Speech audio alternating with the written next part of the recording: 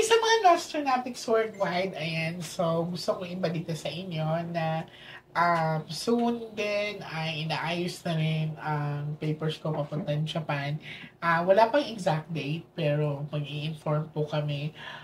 Gusto ko rin kayo bigyan ng babala regarding sa mga scammers online. So mag-ingat-ingat po tayo ha. So minsan kasi mas nauuna pa sila talaga.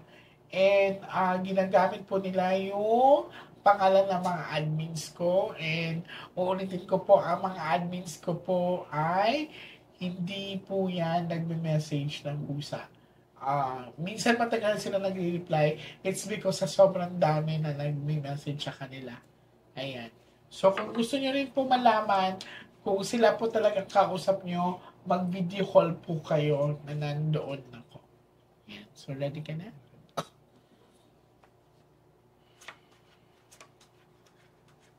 So gusto ko din magpasalamat kay Kuya dahil he allow us to record the readings.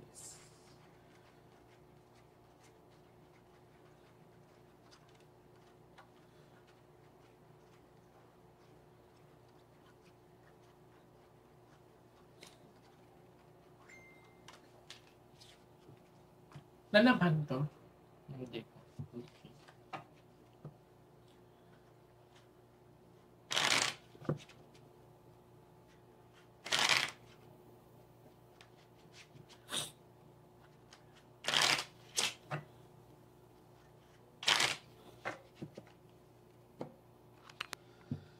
Now, Kuya, I want you to focus. I want you to pick one card. Thank you. So, ikaw to, I'm hoping that this is a red card.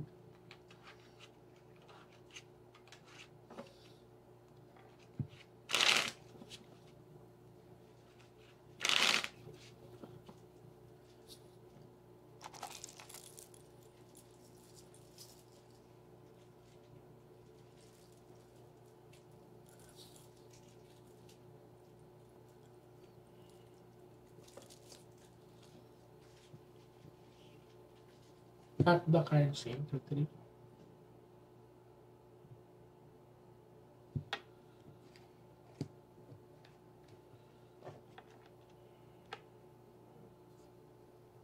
Now, kumuha ka ngayon ng 7 cards o total talaga yan dito. Huwag ka magmadali.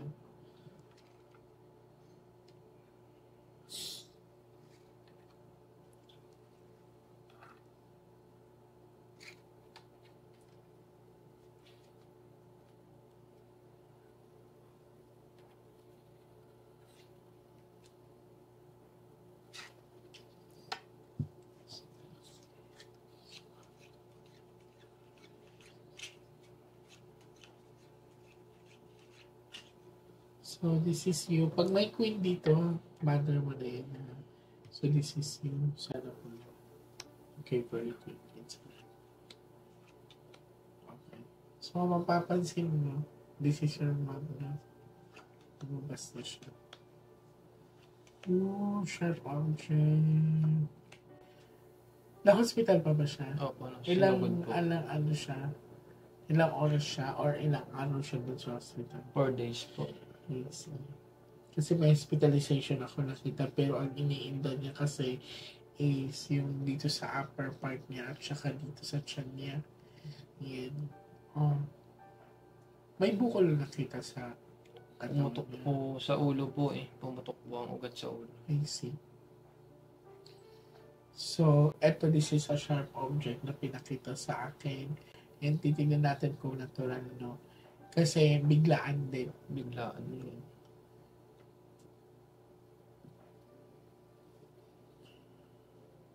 So, may ugat na pumutok sa Opo, ulo niya. sa ano po, malalim. Tingnan natin. So, sa pinapakita sa akin, this is a sharp object.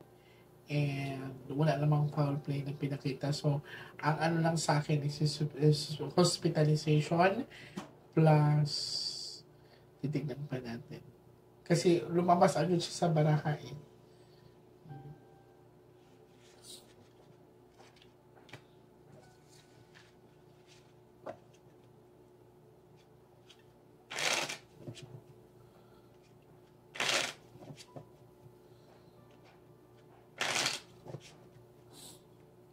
Cut the cards.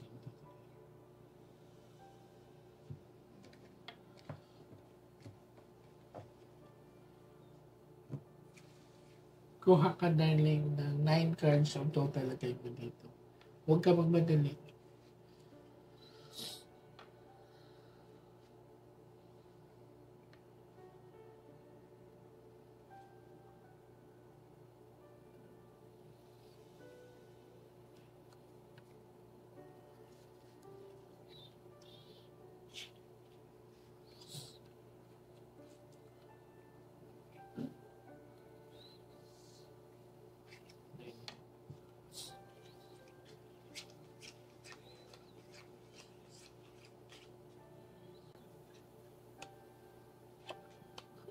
Okay, puro pala.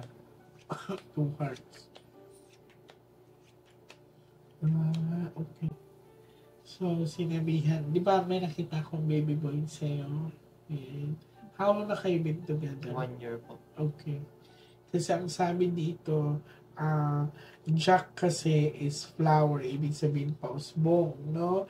So, ang sabi sa iyo ay meron ka daw biyayang paparating. This is a baby boy.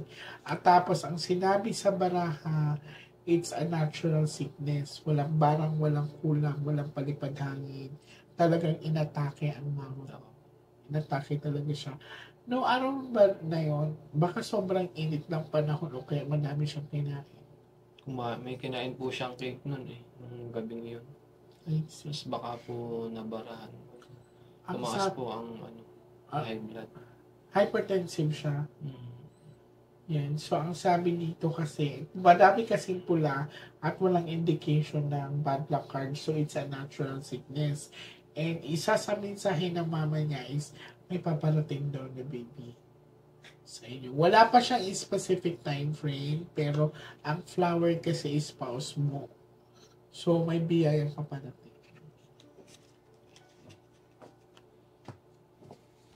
So, let's set it up.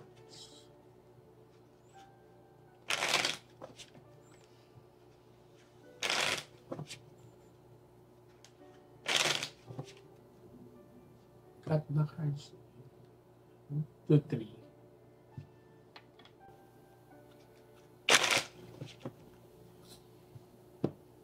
Kuha ka po ng last 12 cards of total game.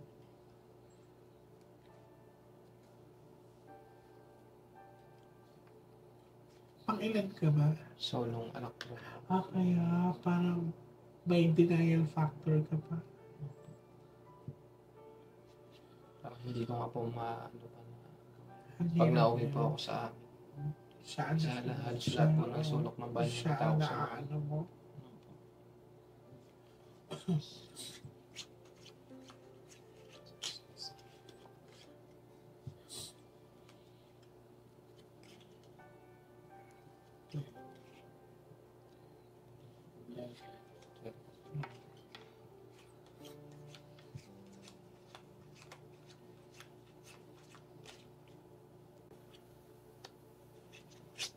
Biyayaan ka din ng magandang blessing sa financial. Anong kurso natapos mo? Water and metal engineering ka? Accounting po. Yes. Okay, at peace na siya actually. No? Ikaw mag-ingat ka, binalalaan ka niya, ikaw ang lapitin sa tinatawag na mga usog-usog or yung tinatawag na balis. Mabilis ka mabalis, tapos mabilis ka din tamaan ng anxiety. Yan. Minsan po na nakatiyong lalo kami stress. So far, yun ang binigyan siya ng babala ate. Kailangan mo rin siya ipa-check up. Hindi ka ba hypertensive? Nagpapalpitate pa ako minsan, parang Try mo ha, kasi ito ay may bad luck card sa kanya. Kung okay ang niya, blood pressure niya, try mo siyang ipa-check din sa heart niya. Maano po yan, matigas po ang ulo, laging nagpupuyat. Kaya siguro nagpapalpitate ka kasi alam mo yung feeling na kulang ka sa tulog tapos parang gusto na katawan mo or gusto na mata mo matulog, gusto na katawan mo pahinga. pero gising yung diwa mo. Gising po. So, ang nangyayari, nagpapalpitate ka. Opo. Yun. So, iba yung pakiramdam yun eh. Parang ang bilis ng tibok ng puso mo na mabigat na basta ganun yun. So, kulang ka sa pahinga, drink a lot of water. And dito naman is in-assure ka naman na ano naman siya, at peace naman Peace siya. naman po. So, ito lumabas lang dito kasi may warning siya sa tinatawag na safety at saka health niya. So, makinig ka ha. Stop Nakikinig po. overthinking. Okay? Nag-chat din po. Stop overthinking ha. So far, so good ang baraha mo. Ito lang, nag-aalala lang ako. Okay? Mabilis din siya tamaan kasi ng anxiety ate. Actually, hindi siya pwedeng mag-isa din. Kasi pag hindi niya ma-carry over ang anxiety, it will lead to suicidal thoughts. Yeah. So far, I'm not claiming that negative energy. Okay? So, okay na mama mo, huwag ka mag-alala. Uulitin ko, okay na ang mama mo, huwag ka mag-alala. Pwede mo siya kausapin, pero huwag mo siya tulungan ng luha. Okay? Kasi baka tinatakot mo pa yung name niya minsan eh. Yung po yung Natawag. sinasabi ko sa kanya. Kasi sabi ko po sa kanya, tahimik na po si mama. Kasi di ba po pag gano'n, nalulungkot din yung mga sa Ay, mga kabilang yes. buhay. Pag nakikita mo, Hindi po. umiiyak. Okay na natawagin mo siya, pero huwag mo siya tulungan ng luha. No? Kunwari ako yung mother mo at nakita kitang up until now, umiiyak ka pa rin. Instead na nandoon ako, I'd rather to go back muna para ma-comfort ka. Ang nangyayari dyan, pag hindi ka din iwanan, nandiyan na rin sila. So, uulitin ko, hindi ganun kadali ang mawala ng mahal sa buhay. Pero we have to learn to let go. And ang pasasalamat lang natin ay tahimik na siya. Kasi kung wala to kuya, ibig sabihin, hindi natural ang pagkamatay na. Hindi siya tahimik. Pero at least lumabas to. Ikaw pa nga ang pinoproteksyonan niya. Okay? So maraming salamat sa pagtitiwala and I want to see you soon na success kayong dalawa. Thank you po. Thank you po, po. Miss God bless you. Thank you po.